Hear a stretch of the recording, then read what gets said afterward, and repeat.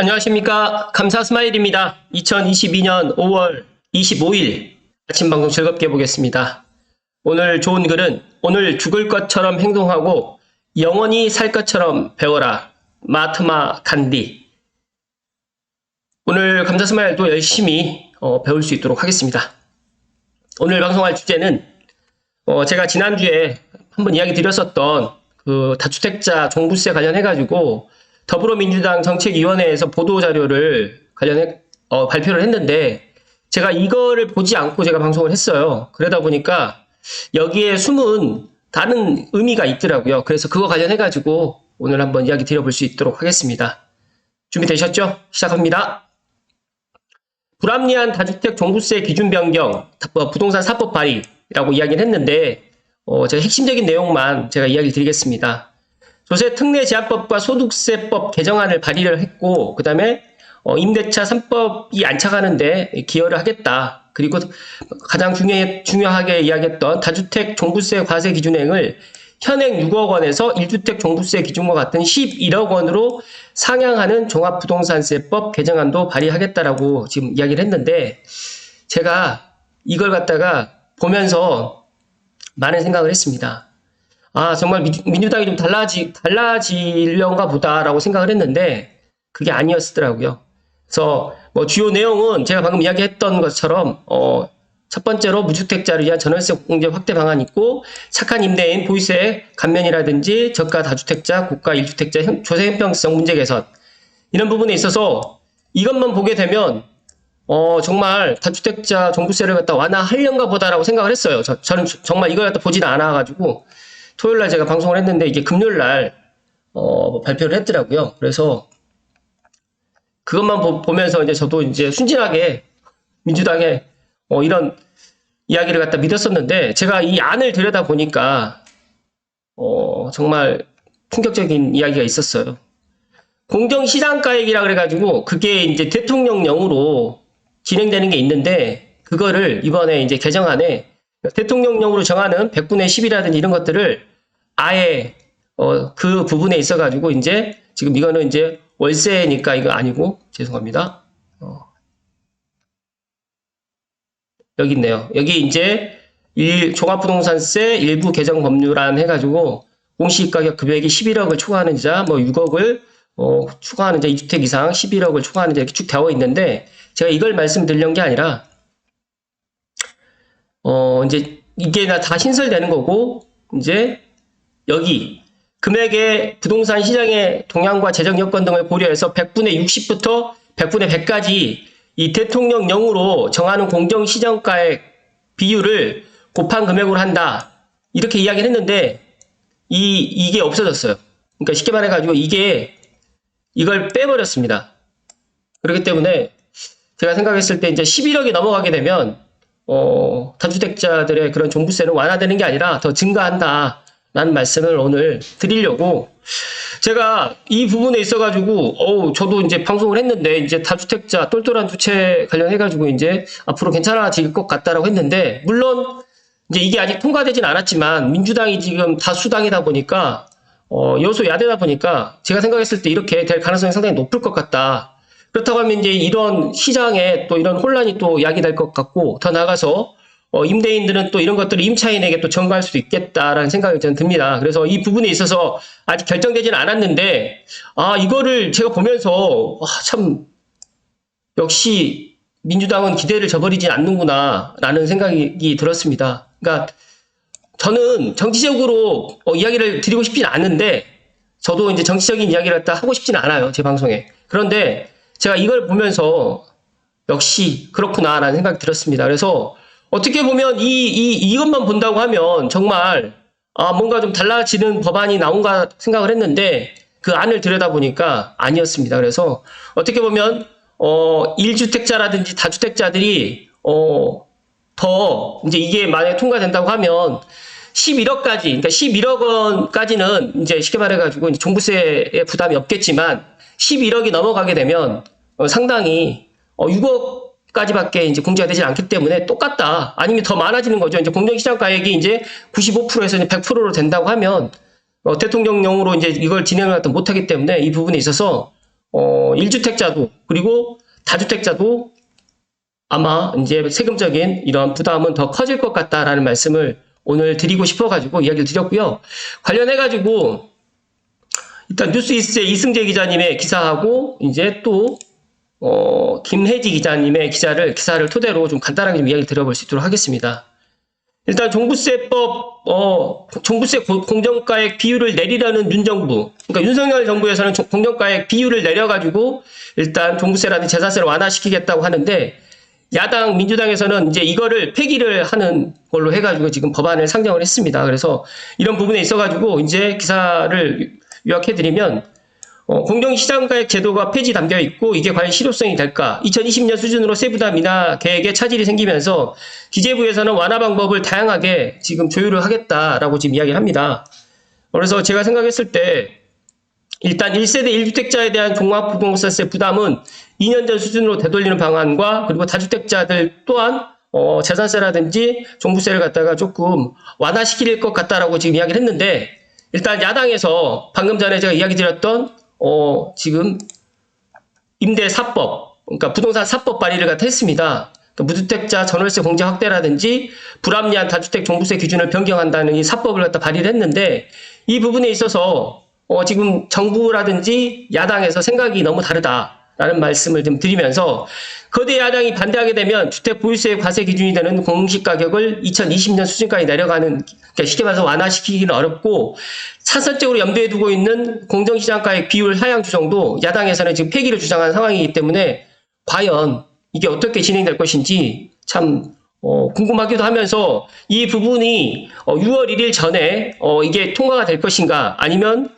지방자치단체장 선거가 끝나고 난 이후에 진행될 것인가 확실하게 지금 결론은 나진 않았는데 제가 생각했을 때는 6월 1일 지방자치단체장 선거가 어떤 결과로 나올지는 모르겠지만 아무튼 6월 1일 지방자치단체장 선거가 상당히 중요할 것 같다는 말씀을 다시 한번 드립니다. 그래서 만약에 예를 들어서 여당이 압승을 하게 되면 이런 부분에 있어서 조금 이제 수월하게 좀 갈 것 같고요. 만약에 또 야당이 만약에 승리를 한다고 하면 이 부분에 있어서 더 강하게 이런 것들이 주장을 해서 법안이 통과되지 않을까 저는 그렇게 또 생각을 합니다. 제가 감사 스마일이 정치적인, 그러니까 부동산은 정치적인 게 상당히 많이 좌우합니다. 그런데 지난 5년 동안 민주당에서 집값을 안정시키겠다, 무주택자 서민을 갖다가 더 이렇게 하겠다라고 이야기를 했었지만 결론적으로는 그렇게 하질 못했고 그러다 보니까 정권이 지금 바뀌었고라는 거, 그러니까 정권이 지금 바뀌었는데 아직도 지금 민주당은 이런 부분에 있어서 이런 것들을 계속적으로 주장을 하고 있는 걸 보면서 저는 씁쓸합니다. 그래서 저는 정치적인 이야기를 갖다 하고 싶진 않지만 부동산은 정치적인 것과 상당히 밀접한 관계가 있다는 말씀을 먼저 드리면서 이어서 이제 이야기를 드리면 기획재정부 장관께서는 공정시장가액 비율을 하향 조정해가지고 특히 1세대 1주택 중심으로 종부세 부담을 2020년 수준으로 낮추는 방향을 검토하고 있는데 이 부분에 있어서 만약에 공정시장가액 비율이 폐기가 된다고 하면 1주택자뿐만 아니라 그러니까 다주택자도 물론 당연히 종부세라든지 재산세 부담이 커지겠지만 더 크게는 1주택자도 앞으로 공정시장가액 비율은 계속적으로 올라갈 수밖에 없거든요. 그렇기 때문에 이거는 정말 어떻게 보면 잘못된 법안 상정이다라는 말씀 다시 한번 드립니다. 그래서 이런 것들을 이제 물론 국민이 이 법안을 갖다가 이렇게 좌지우지할 수는 없습니다. 그러나 가장 중요한 국민들의 투표가 있기 때문에 선거가 있기 때문에 이 부분에 있어서 민주당이 이렇게 지금 주장하는 거에 있어서 6월 1일 지방자치단체장 선거로 이제 표심을 보여주시면 가장 좋을 것 같다는 이야기를 좀 드리면서 더 나아가서 지금 민주당이 지금 이제 다수석을 갖고 있지만 앞으로 2년 정도밖에 남지 않았거든요. 그러니까 2년 남아있는 2년 동안에 민주당이 예를 들어서 다음에 이제 국회의원 선거가 2년밖에 남지 않았기 때문에 2년 동안에 어찌됐든 간에 이런 부분을 슬기롭게 잘 헤쳐나가야 될 텐데 제가 생각했을 때는 정말 이건 아니지 않나라는 생각이 좀 듭니다. 그래서 이런 부분에 있어서 제가 몰랐으면 몰랐지 이 사실을 알았기 때문에 이 부분에 있어서는 분명히 좀 잘못됐다라는 말씀 드립니다.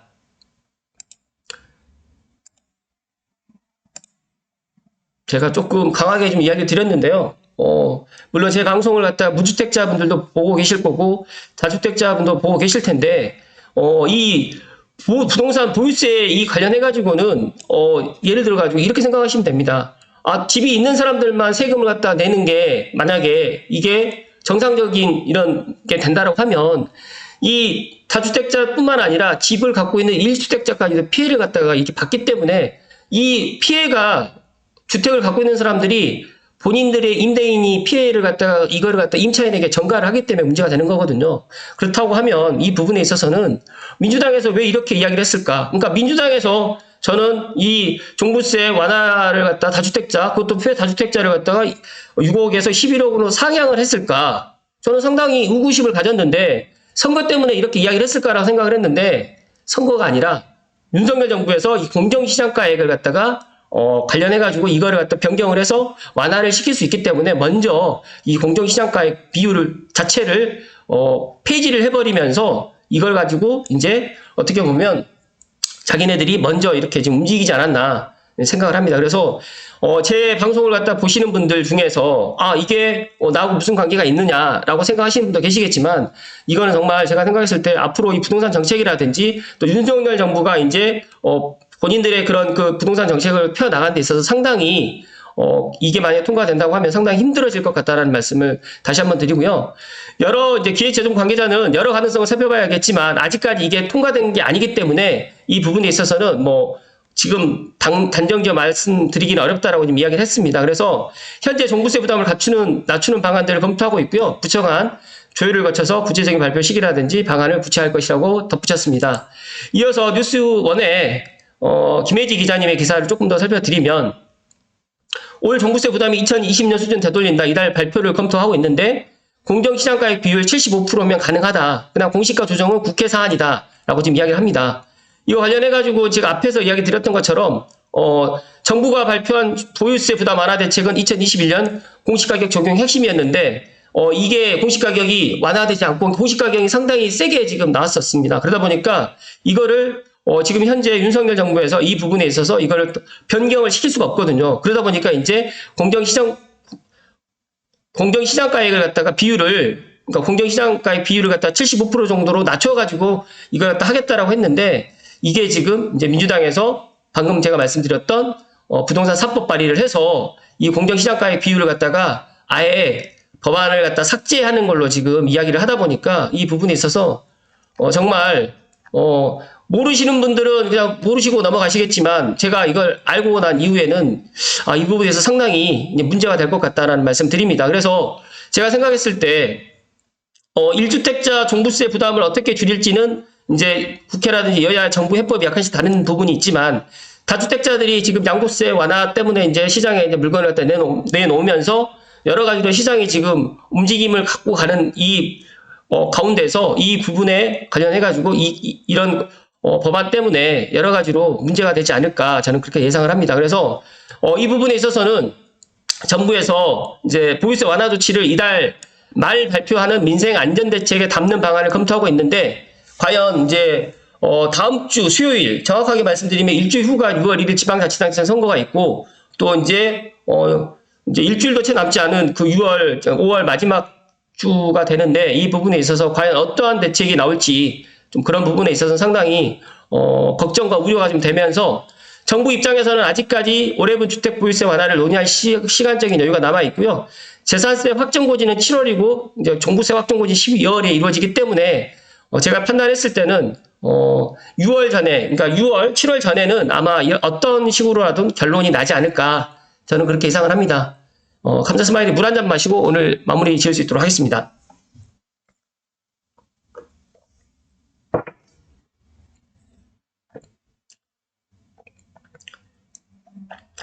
감자 스마일이 1주택자 종부세 관련해가지고 또 물론 중요하지만 다주택자 종부세 완화에 11억을 놓고 봤을 때 민주당이 왜 이런 정책을 갖다 펼쳤을까라고 처음에는 그냥 저는 선거 때문이라고 생각을 했거든요. 그런데 선거 때문이 아니라 민주당에서는 어찌됐든 간에 지금 다수당이다 보니까 이런 법을 갖다가 개정하고 법안을 새로 또 내 가지고 또 통과를 할 수 있는 정말 큰 힘을 갖고 있거든요.